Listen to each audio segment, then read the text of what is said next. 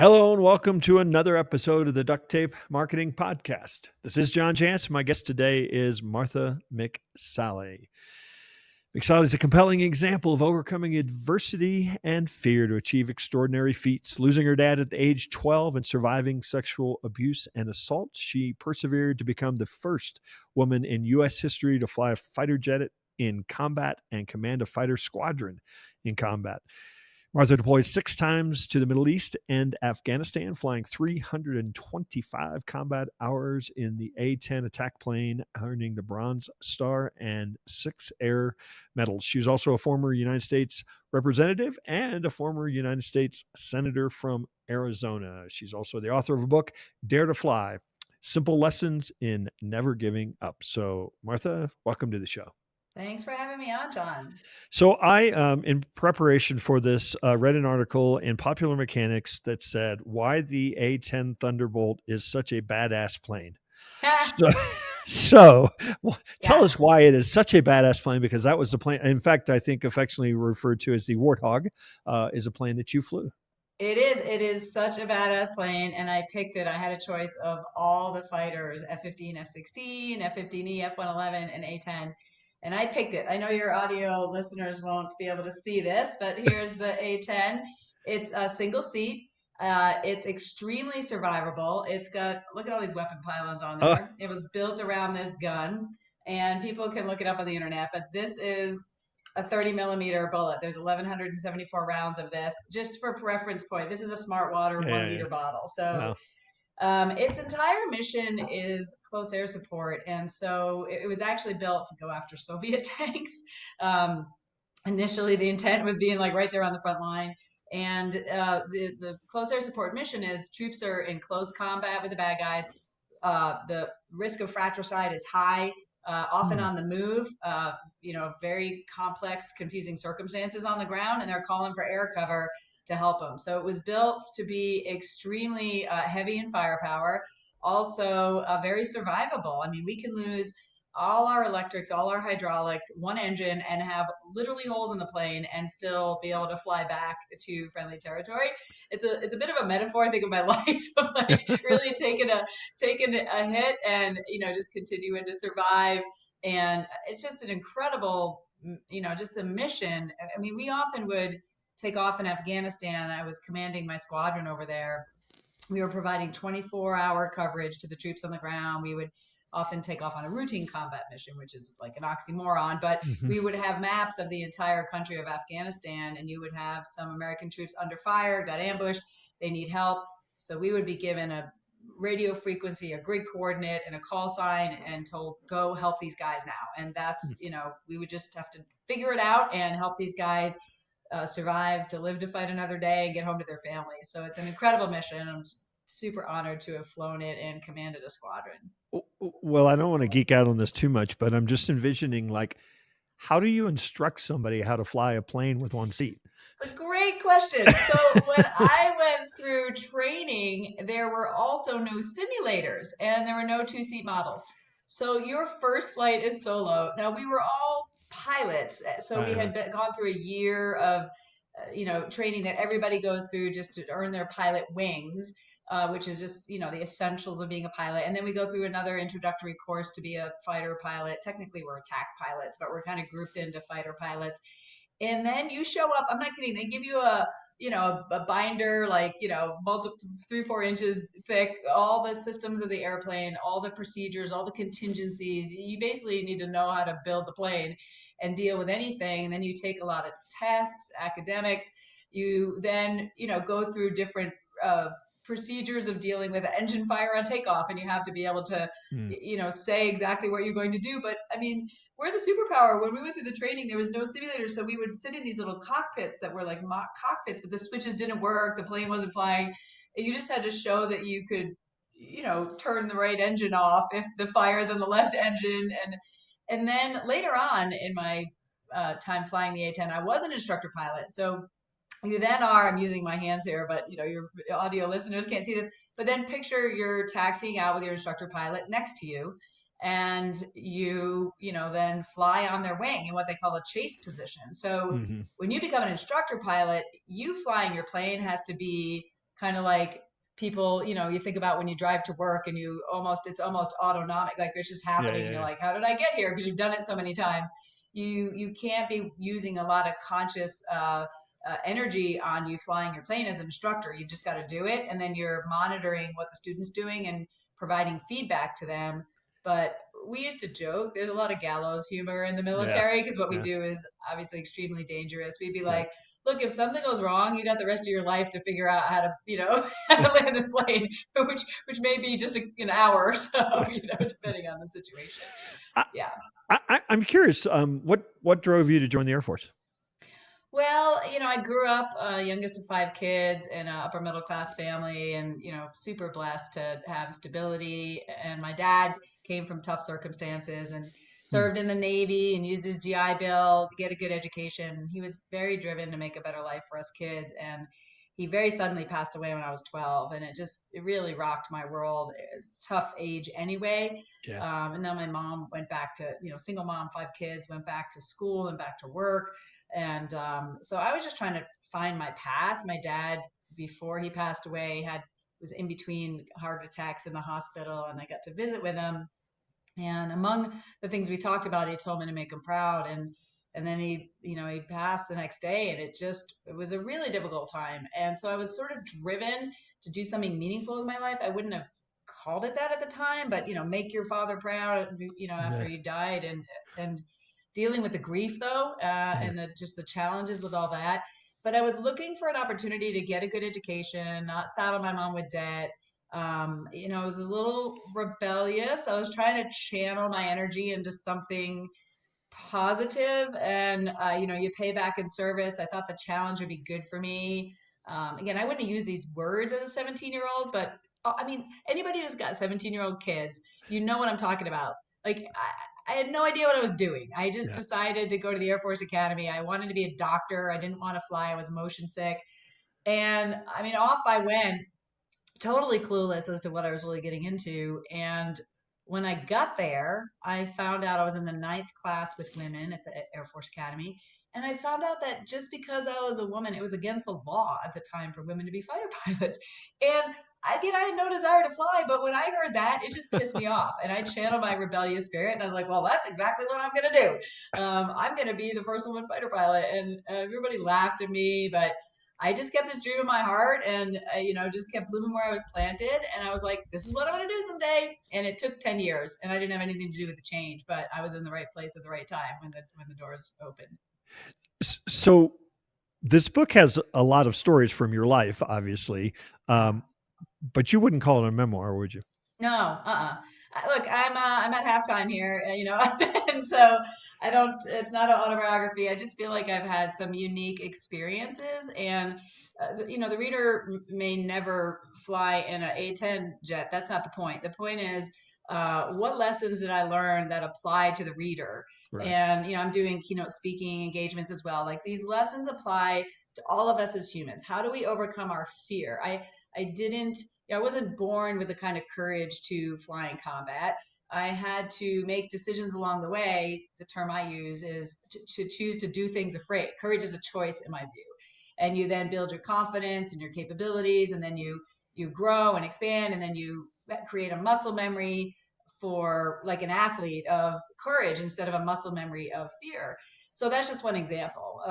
Nuggets I share from the unique journeys I've had. Obviously, people can see cool stories of flying in combat and different things in my journey, but it's not about me. It's about, what does that mean for you, the reader, and how can you soar through turbulence and difficult times and persevere to achieve your dreams, and never give up, and find different creative ways in order to, be whatever you want to be in life. And so I share with humor, a little self-deprecation going on there, some of these little nuggets along the way on things like, courage and perseverance and agility and overcoming adversity and things like that. So you've broken the chapters really are essential lessons.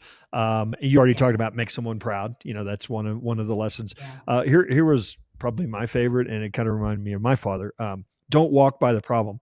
It feels like that has sort of a military lesson in there. My dad was an Army officer, and he would always say, look, if you see something that needs fixing, fix it. If it doesn't, paint it. And it just felt very sort of military to me. Yes. So talk a little bit about don't walk by the problem, how Yes. that's, For sure, that's part of the one of the values that I learned, in my family, but then in the military, where if you see something that's wrong, what are you going to do about it? Don't be a bystander. There's a lot of people who are just like, well, that's not my problem, but just don't walk by that problem. Much to the frustration of people who have served with me and loved ones in my life, I can't walk by a problem. I can't, and whether that is, in the book, I tell the story of my 8-year battle with the Pentagon Mhm. over this stupid policy they had that was totally denigrating to our women serving in Saudi Arabia. They had to basically, they were treated like Saudi women, which is essentially property, at the time, and couldn't drive, sit in the backseat of the car, wear a burqa, essentially, black Mhm. Muslim gown and headscarf, and I just thought it was wrong. It didn't apply to me, but I just felt this conviction that it needed to be fixed, and I was in a unique position as an officer, as a pioneering fighter pilot, where I had the ear of people, and I just felt like it was part of my responsibility to try and bring about this change. I never would have imagined it was an 8-year battle. I tell the story, in the book, but in the end, put my career on the line. Uh, Filed a lawsuit against the Secretary of Defense, Martha McSally versus Donald Rumsfeld. Not a great career move, but my oath of office is to the Constitution. When I raise my right hand, it's not to stupid, policies of the people over me. And so I pull out of that this lesson of like, don't walk by a problem. If you see Mm. something's wrong, do something about it. Do your homework, by the way. Those of us who are change agents and entrepreneurs, we often kind of want to just rail against it, but we may not even know what we're talking about. So you got to really do a little research, do some fact finding. What if you're a Colby person? You got to have those fact finding skills and be creative about how you bring about the change. Find some wingmen and allies, and just don't ever give up. And one person, you can make a difference in your community, in the country, and whatever it is, you're in your company, whatever it is you feel like might need to be fixed. Just don't walk by it. Don't be a bystander. So you mentioned wingman already. I was going to say the book is has plenty of metaphors that are taken from that are easy, like Yeah. takeoffs and Yes. wingman and whatnot. So talk about a little bit about the wingman, because you have a perspective in there. I mean, I think Yeah. everybody thinks about I need a wingman, but I Yeah. think you have a perspective about the wingman actually being, being a good wingman as well. Be a And so I wingman. think a lot of people miss that aspect. Yes. Right. The wingman mentality is, even though we do fly the plane by ourselves, we never fly into combat solo. We always have someone on our wing, either one or even more. We could be Yeah. flying in a 4-ship. And the whole mentality of a wingman, which is great in life, is we have what's called mutual support for each other. We back each other up. We have each other's backs. If I'm talking to the guy, I'm a controller on the ground, and I'm looking at my map, I may be getting shot at. So my wingman's job is to keep his or her head on a swivel and to call out any threats. I actually give authority to my wingman to tell me, Bulldog 1, break left flares, missile launch north. And I will do what my wingman tells me to do. I don't say again, like, I don't know, did you mean left or right? Because by that time the missile hits Right. you. So you don't just gain that authority overnight. Obviously, you have to build that trust, in and have that trusted environment to literally put our lives in each other's hands. But this is for life. Asking yourself, who are your wingmen in life? And they can be mentors. For me, some of my wingmen were women who flew planes in World War II. They were amazing Mm. examples for me during my journey when I really didn't have anyone who had similar experiences to me. And so they can be people who have gone before you, and you don't have to reinvent, something. They can share their wisdom with you. They can be your peers. They can be, again, in life. This can be your loved ones, your spouse. Like your dog, for crying out loud. There's furry wingmen in your life, right? That are actually, helping you to keep perspective, right? To keep yourself kind of centered and making good decisions and not running yourself down. But then also, as you mentioned, who are you a wingman to? Right? Right. Who's relying on you, or who could be relying on you, but maybe you're not offering yourself to be available, as a wingman, to provide that kind of support in business, in life, in community.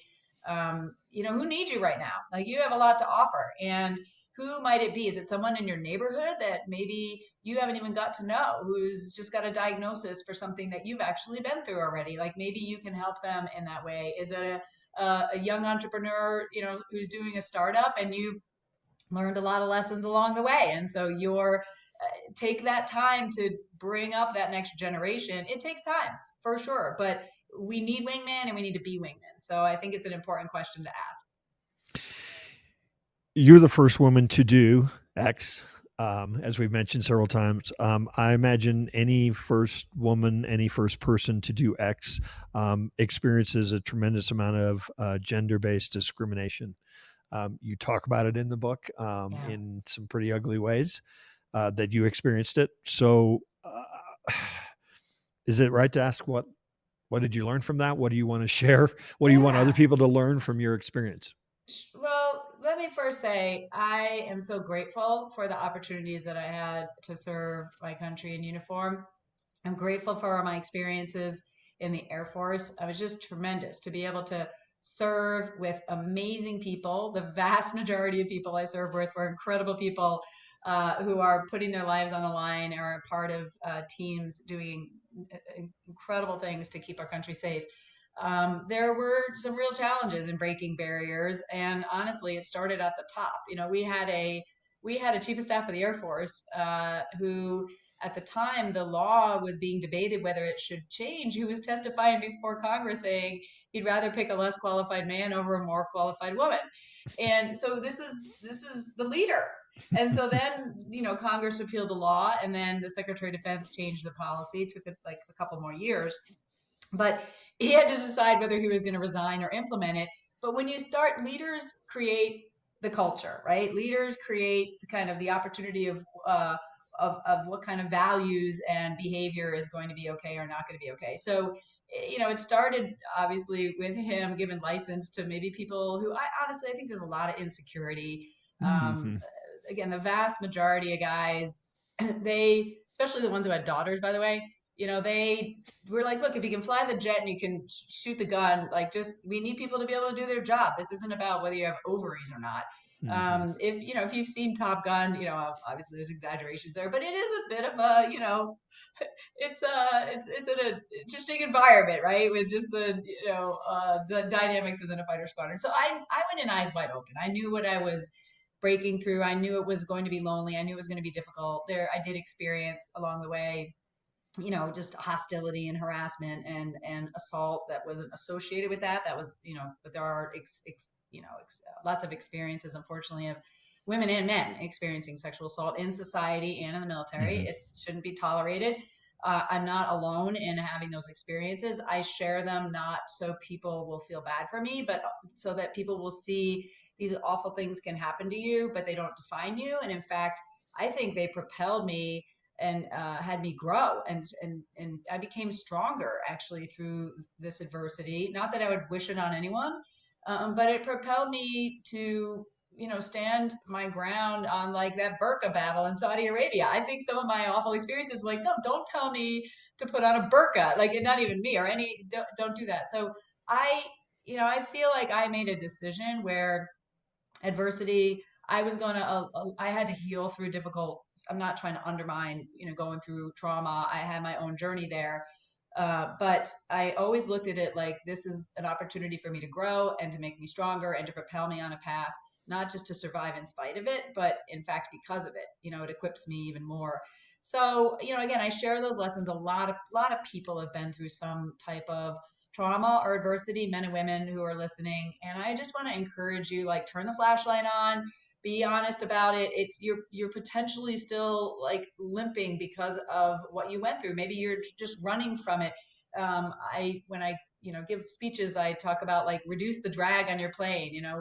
It takes energy out of you if you are in a place of anger or unforgiveness towards something awful that happened to you. You got to free yourself from that. That's about you. It's not about any perpetrator. Not to excuse behavior, but your perpetrator is not thinking about you. So why are you wasting today thinking about them and letting them continue to hold you back? So I talk about these types of things in a way that I hope really equips people to find their own freedom.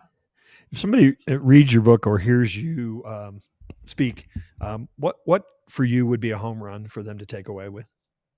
Well, for the home run would be that whatever is holding them back in life, whether it's their fears, whether it's they had a dream and they found some obstacles and it stopped them and they felt like giving up, or they had people telling them you can't do something that you know in your heart you want to do, or you've been through adversity that is impacted you in a negative way that's holding you back, that there's some nugget in there from the experiences I share and practical takeaways that I share, that you would find a path of freedom, that you would say, you'd find new people to listen to who can tell you that you can fulfill your dreams and be what you want in life. And that's all aspects. That's business, career, that's personal, relationship, whatever your dreams are.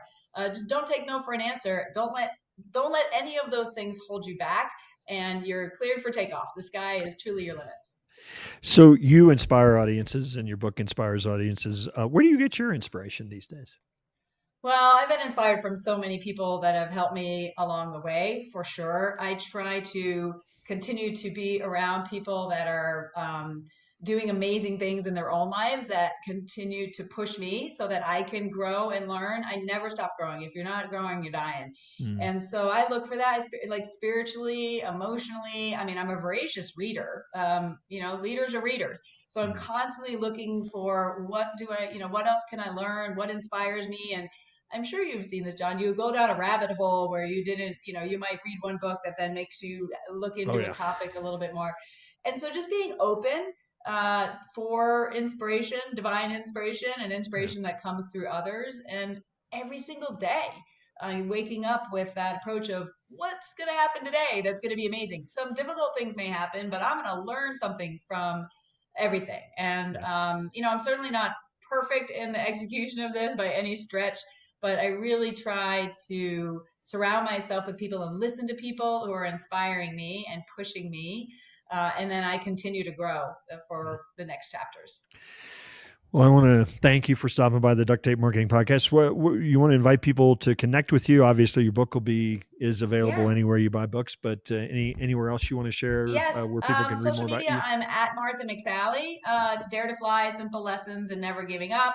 My website is marthamcsally.com. If you want to, book me to come be a keynote speaker, I'd be honored to be your wingman for you and your team, and look forward to hearing from everybody. Thanks for the opportunity to share a little bit today, John. Awesome. Well, thanks again, Martha, for stopping by the Duct Tape Marketing Podcast, and hopefully we'll run into you again soon, one of these days out there on the road. Absolutely. Take care.